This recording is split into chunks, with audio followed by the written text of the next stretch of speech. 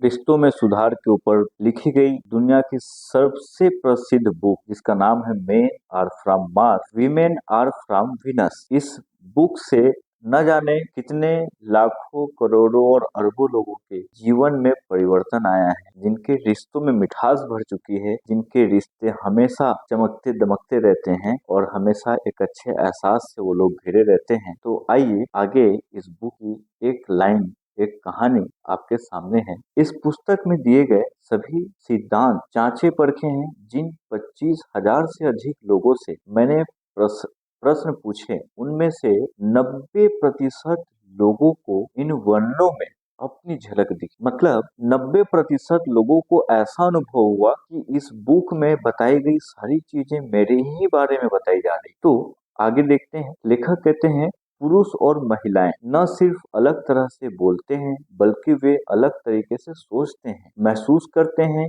अनुभूति करते हैं, प्रतिक्रिया करते हैं, प्रेम करते हैं और प्रशंसा करते हैं। उनकी आवश्यकताएं एक दूसरे से बहुत अलग होती हैं। ऐसा लगता है जैसे वे अलग ग्रहों से आए हैं, अलग अलग भाषाएं बोलते हैं और उन्हें अलग अलग पोषण की जरूरत होती है। पर आम जगह पे क्या माना जाता है? आमतौर पर तो ऐसा माना जाता है कि एक लिंग वाले लोग दूसरे लिंग वाले लोगों को सताते हैं और शिकार बनाते हैं। दरअसल इस बारे में हमारे एक मार्गदर्शिका की जरूरत है, जो यह बताए कि स्वस्थ मस्तिष्क के पुरुष और महिलाएं किस तरह व्यवहार करते हैं, भिन्न होते हैं और हमेशा खुश रहते हैं। एक स्टोरी जो आपको सोचने पे और अपने रिश्तों पे विचार करने के लिए बहुत मदद करेगी, और उस स्टोरी को समझते हैं, विश्लेषण करते हैं कि आखिर हमारा रिश्ता क्यों खराब हुआ, या हमारा रिश्ता सुधरेगा कैसे, या हमारे रिश्ते में कभी कड़वाहट ही क्यों ना आए, कभी ना आए, या हम कभी भी अपने पार्टनर को नाराज ना होने दें। तो इसके लिए एक बहुत प्यारी सी स्टोरी जो आपको बहुत मदद करेगी। जब मेरी बेटी पैदा हुई, उसके 7 दिन बाद हमारी हालत खराब। मेरी पत्नी और मैं पूरी तरह थक चुके थे। मेरी बेटी हम दोनों को हर रात जगाए रखती थी। मेरी पत्नी प्रसव के दौरान गंभीर स्थिति से निकली थी और वह दर्द निवारक गोलियां ले रही थी। इसके लिए उसके लिए एक कदम भी चलना दूभर था। उसकी मदद करने के लिए मैं 5 दिन तक घर पर छुट्टी लेकर था, फिर चला गया, ऑफिस चला गया, क्योंकि उसकी हालत पहले से बेहतर नजर आने लग गई थी। मेरे ऑफिस जाने के बाद मेरी पत्नी को पता चला उसकी दर्द की गोलियां खत्म हो गई हैं।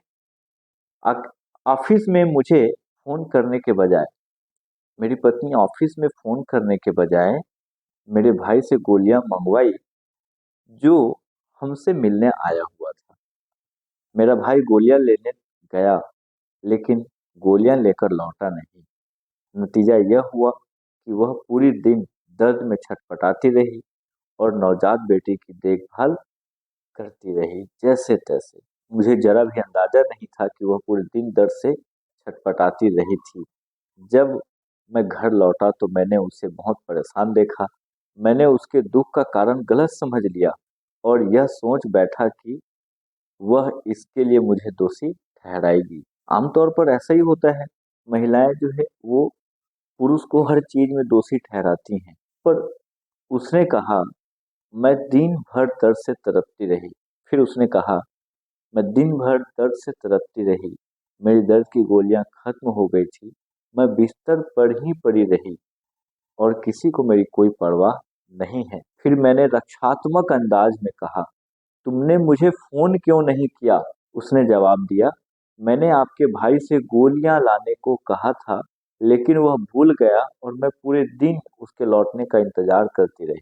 मैं इसके सिवा कर भी क्या सकती थी? मैं तो बिस्तर से हिल भी नहीं सकती। मैं बिल्कुल अकेली महसूस कर रही हूँ इस वक्त। यह सुनते ही मैं किसी बॉम्ब की तरह फट पड़ा। उन दिनों मैं छोटी छोटी बातों पर चिड़चिड़ा हो रहा था। मैं इसलिए नाराज था क्योंकि उसने मुझे फोन नहीं किया था। मैं इसलिए आग बबूला था क्योंकि वह मुझे दोष दे रही थी, जबकि मुझे तो यह पता भी नहीं था कि उसे दर्द अब भी हो रहा है। कुछ कटु शब्दों के आदान प्रदान के बाद मैं बाहर जाने के लिए दरवाजे की तरफ बढ़ा।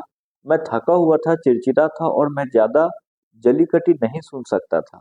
हम दोनों ही अपनी अंतिम सीमा पर पहुंच चुके थे। फिर कुछ ऐसा हुआ जिसने मेरी जिंदगी बदल दी। मेरी पत्नी ने कहा, जरा ठहरो, प्लीज मुझे छोड़कर मत जाओ। आओ, इस वक्त मुझे तुम्हारी सबसे ज्यादा जरूरत है यार। मैं दर्द में तड़प रही हूँ। मैं कई दिनों से सोई नहीं हूँ। प्लीज मेरे पास बैठकर मेरी बात सुनो। मैं सुनने के लिए पल भर खुद ठहरा। उसने कहा, तुम बस अच्छे वक्त के मतलबी साथी हो। जब तक मैं अच्छी और प्यारी रहती हूँ तब तक तो तुम मेरे साथ रहते हो। लेकिन जब मैं परेशान या दुखी होती हूँ तो तुम मुझे छोड़कर चल देते हो। फिर वह थोड़ा ठहरी और उसकी आंखें आंसुओं से भर आई। जब उसका लहजा बदला तो वह लड़खड़ाते शब्दों में बोली, हाल फिलहाल मैं दर्द में हूँ, बहुत दर्द में हूँ। मेरे पास तुम्हें देने के लिए कुछ भी नहीं है। इस वक्त मुझे तुम्हारी सबसे ज्यादा जरूरत है। प्लीज यहाँ आओ और मुझे अपने बाहों में थाम लो। तुम्हें कुछ बोलने की जरूरत नहीं है। मुझे बस इतना चाहिए कि तुम मुझे बाहों में ले लो, कांधे का सहारा दो। प्लीज मुझे छोड़कर मत जाओ। मैं चलकर उसके पास गया और खामोशी से उसे अपने बाहों में लिया। वह मेरे कांधे पे सर रख कर रोती रही। कुछ मिनट बाद उसने मुझे धन्यवाद दिया, क्योंकि उसके मुश्किल समय में मैं उसे अकेला छोड़कर नहीं गया। उसने मुझे बताया कि बस उसे मेरी बाहों में घेरे के एहसास की जरूरत थी, कांधे के सहारे की जरूरत थी। उसी क्षण मुझे प्रेम मतलब उसी क्षण जो है मुझे प्रेम बिना शर्त के सच्चे अर्थ का एहसास हुआ। जबकि मैं खुद को काफी प्रेमपूर्ण इंसान मानता था, लेकिन मेरी पत्नी की बात सही थी। मैं उसके लिए बस अच्छे वक्त का मतलबी साथी था।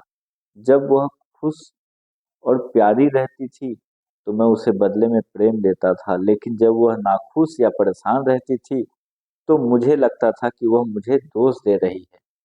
और फिर मैं या तो बहस करने लगता था या उससे दूर चला जाता था। उस दिन पहली बार मैं उसे छोड़कर नहीं गया, मैं ठहर गया और इससे मुझे बहुत अच्छा महसूस हुआ। जब उसे सचमुच मेरी जरूरत थी तब मैं उसे प्रेम देने में सफल रहा। मैं इस बात पर हैरान था कि जब उसने मुझे तरीका बता दिया तो मेरे लिए उसका साथ देना और प्रेम देना कितना आसान हो गया। मैं यह बिना बताए खुद क्यों नहीं समझ पाया था। उसे सिर्फ यह चाहिए था कि मैं उसे बाहों में लूं, कांधे का सहारा दूं। कोई दूसरी औरत होती तो बड़े सहज बोझ से समझ जाती कि मेरी पत्नी क्या चाहती है, लेकिन पुरुष होने के नाते मैं यह नहीं जानता था कि छूना, बाहों में लेना, कांधे का सहारा देना और सुनना उसके लिए इतने ज्यादा महत्वपूर्ण थे। इन भिन्नताओं को पहचानने के बाद मैं अपनी पत्नी से जुड़ने का एक नया तरीका सीखने लगा। पहले कभी मैं यह मानने को तैयार नहीं होता कि हम अपने आपसी संघर्ष इतनी आसानी से सुलझा सकते थे। जब आप यह याद रखते हैं कि आपका साथी आपसे उतना ही अलग है जितना कि दूसरे ग्रह से आने वाला व्यक्ति, तो आप तनाव रहित हो सकते हैं। तब आप अपने पार्टनर का विरोध न करके सहयोग करते हैं। दोस्तों, ये इस बुक की पहली प्रस्तावना की एक स्टोरी है। आप समझ सकते हैं कि एक पहले पेज में इतनी गंभीरता हमारे लिए है, इस स्टोरी में है। इस स्टोरी के जनक और प्रैक्टिकल अनुभव किए हुए व्यक्ति कोई और नहीं, लेखक ही हैं। लेखक की ही स्टोरी है, ये किसी की बनाई हुई स्टोरी नहीं है। तो इस बुक की पूरी सीक्वल आप जरूर सुनिए। मेरा वादा है हर सीक्वल में आप अपने रिश्तों के सुधारने की एक नई टेक्निक सीखेंगे। उस तकनीक से आप अपने रिश्तों को खुशनुमा बना लेंगे। आपके पार्टनर में पहले से ज्यादा प्रेम दिखेगा और आपके पार्टनर को आप में दिखेगा। तो सुनते रहिए लगातार हमारे पूरे sequel. Men are from Mars, women are from Venus. धन्यवाद।